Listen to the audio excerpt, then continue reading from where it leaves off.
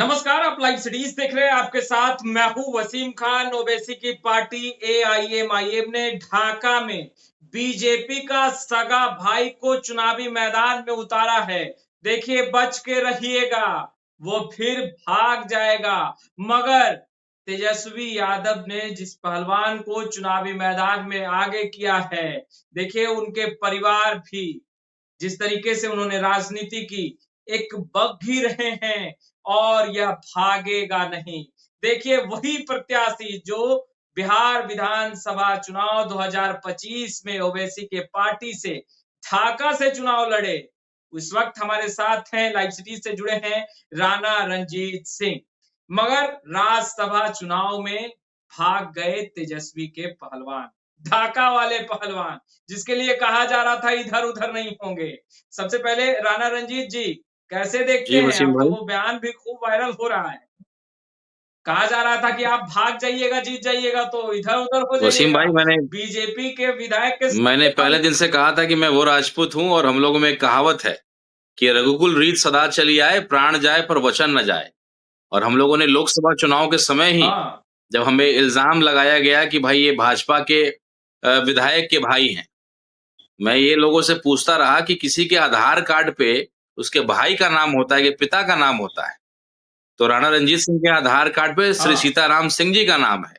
और वही सीताराम सिंह जो आजीवन हुँ, लालू जी के साथ मंत्री भी रहे, सांसद भी रहे और उसी पार्टी में उन्होंने जीवन दिया। तो मैं उनका पुत्र हूँ और वो संस्कार हुँ, मुझ में है। और हम लोगों ने तब भी कहा था कि कयामत की रात तक मैं इसी पार्टी में रहूँगा।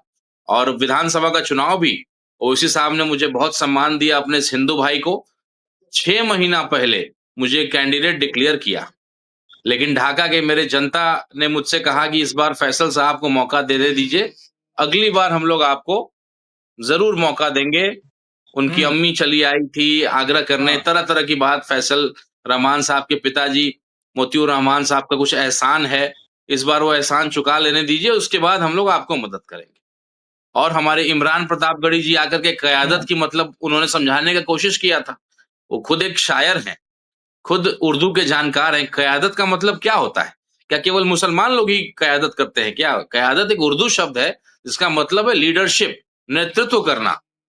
तो आज राणा बिल्कुल। रणजीत सिंह खास करके मुस्लिम समाज की बात हो, दलित समाज की बात हो या स्वर्ण समाज की बात हो, मुखर होकर के ईमानदारी से हर मुद्दों पे बोलने की हिम्मत रखता है। तो क़यादत का मतलब ऐसा नहीं कि जब मुसलमान का बेटा ही क़यादत को मजबूत कर सकता है। राणा रणजीत सिंह जैसे व्यक्ति, मोहम्मद दीपक जैसे व्यक्ति, जब समाज में क़यादत की लड़ाई को लड़ने आगे निकलेंगे, तो सही मायने में क़यादत मजबूत होगी। इमरान प्रतापगढ़ी जी को अब शायद ये समझ में आ गया होगा।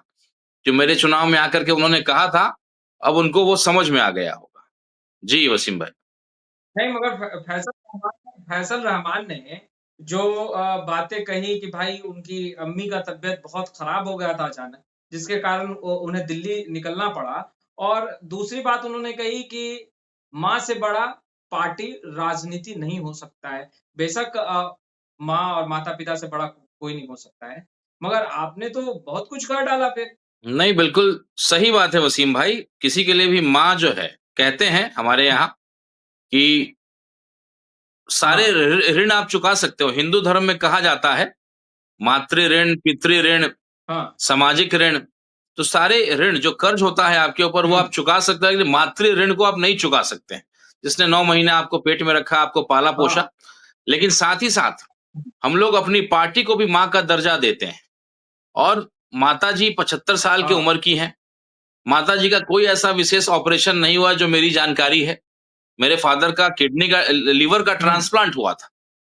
लेकिन तब भी कुछ बहुत महत्वपूर्ण न्योता होता था या किसी की ज़िम्मेदारी होती तो मेरे पिताजी मेरे बड़े भाई को भेजते थे, जो आज विधायक भी हैं।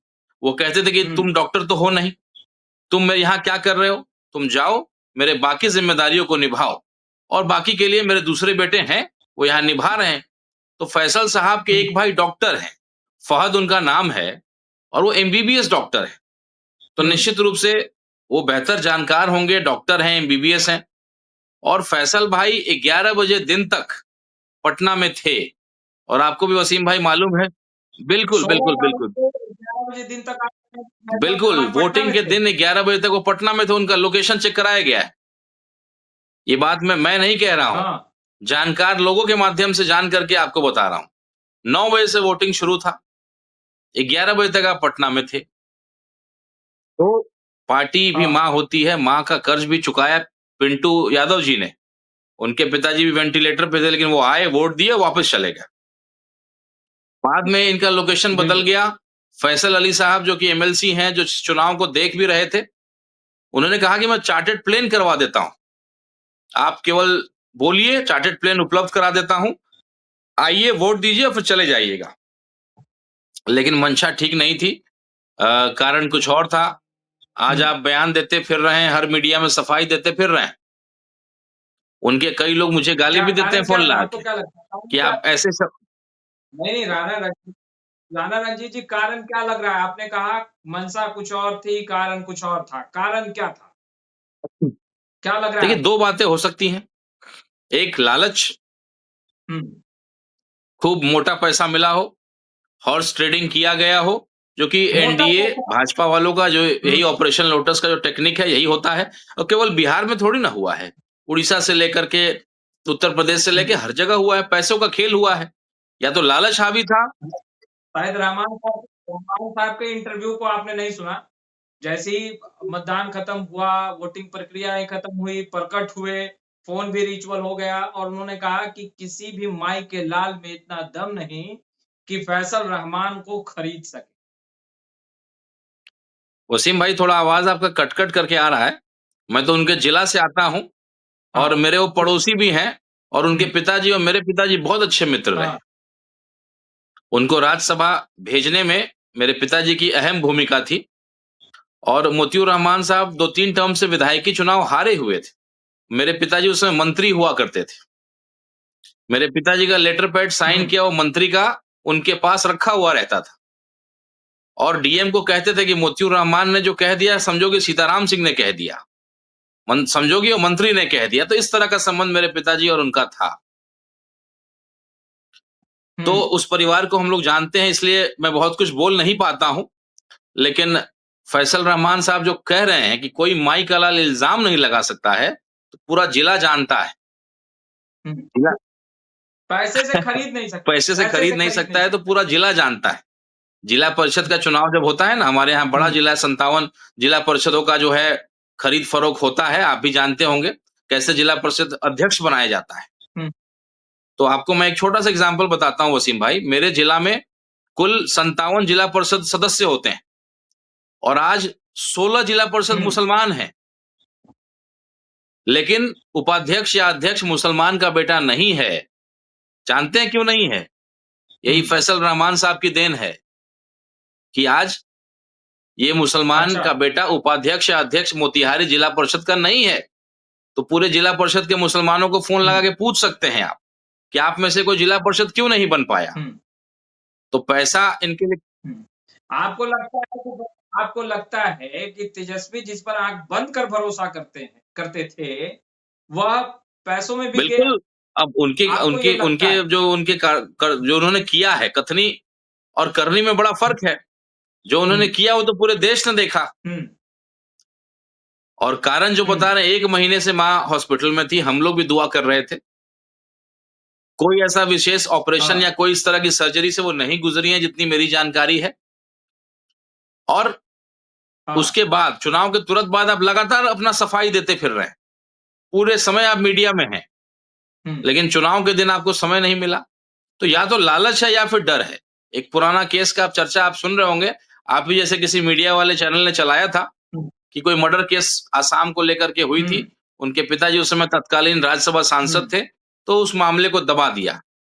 तो लोग कह रहे हैं कि अमित शाह जी के हाथ में वो प्यार फाइल मोहब्बत पड़ में गया, नहीं। तो तरह-तरह की चीज़ें हुई हैं। हुँ, तो अब मैं जानता तो नहीं हूँ, लेकिन ये चर्चाएँ मैं हुँ, सुन रहा हूँ। लेकिन जो आपने किया है, इसके हुँ, आधार पे लोग यही समझ रहे हैं कि आप बिक गए या आप डर गए। साबुद्दीन साहब के बेटा तो नहीं डरे, हुँ, उनके ऊपर भी केस था। या हुँ, और भी बहुत तरह की चीज़ें होती हैं हुँ। और तेजस्वी यादव जी आँख बंद करके इसलिए विश्वास करते थे, क्योंकि उनको था कि कम से कम मुसलमान मुझे धोखा नहीं देगा और वो भी रमज़ान के पाक महीने में। रमजान के पाक महीने में एक मुसलमान हाँ। झूठ तक नहीं बोलता है, तो इस तरह की गद्दारी कोई मुसलमान करेगा, ये उनको बिल्कुल उम्मीद नहीं थी।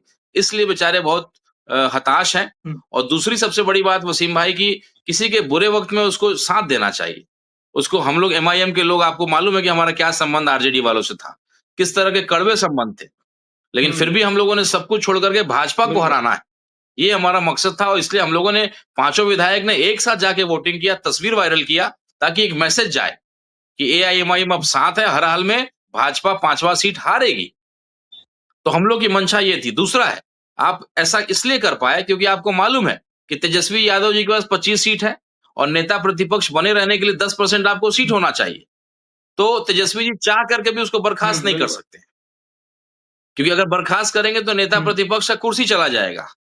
तो आपने क्या उसके खराब समय का इस्तेमाल किया है, उसके कमजोर वक्त का इस्तेमाल किया है, कि आप जानते थे कि आप चाह करके मुझे बर्खास्त नहीं कर पाइएगा।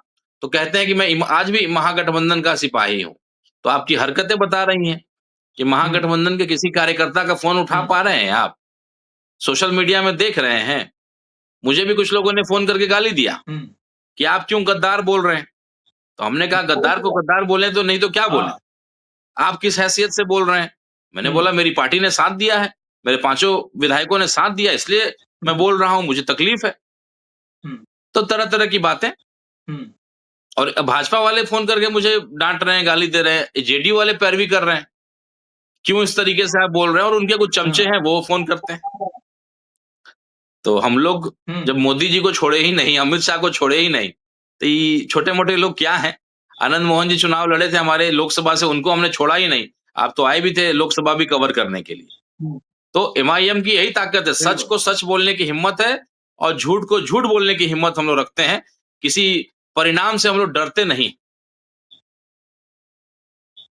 क्या आप लोग यह मांग रखेंगे, क्योंकि आपके 5 विधायक ने वोट किया है, बेशक आप कह रहे हैं कि हमारे 5 विधायकों ने वोट किया, और जो सवाल उठ रहा था कि बेगानी शादी में अब्दुल्ला दीवाना हो ही नहीं सकता है, वो तमाम चीजें भूल कर एक मंच पर आए तेजस्वी यादव और आपके पार्टी के बिहार सदर अख्तरुल इमाम, साथ में सारे विधायक। क्या आप लोग मांग करेंगे अब कि फैसल रहमान पर तेजस्वी यादव कार्रवाई करे? नेता प्रतिपक्ष तेजस्वी यादव पद बड़ा नहीं है, मगर वैसे लोगों पर कार्रवाई होनी चाहिए जिसके कारण यह सीट जो है वो हारे और एक गलत मैसेज। निश्चित रूप से देखिए, विधायक से सस्पेंड कर देना ही सब कुछ नहीं होता है। मजबूरियां हैं, विधायक से शायद सस्पेंड उनको ना कर सके। उनके ऊपर क्योंकि व्हिप जारी था, तो आज चाहे तो सदस्यता चली जाए, लेकिन उससे ज्यादा जरूरी है कि नेता प्रतिपक्ष का जो है कद, कुर्सी तेजस्वी जी के पास बना रहना चाहिए, नहीं तो विपक्ष विहीन हो जाएगा बिहार। तो हम बिल्कुल नहीं चाहते, लेकिन एहसास दिलाने के कई और तरीके हैं। हम लोगों ने पुतला दहन का कार्यक्रम रखा था एक दिन, जिस दिन ये उन्होंने गलत निर्णय लिया था, गद्दारी किया था। लेकिन कई आरजेडी के कार्यकर्ताओं ने फोन किया छपरा से, गोपालगंज से, पटना से, कि हम लोग उस गद्दार को एक जूता हम भी मारना चाहते हैं। तो आप इतनी जल्दी मत रखिए कार्यक्रम।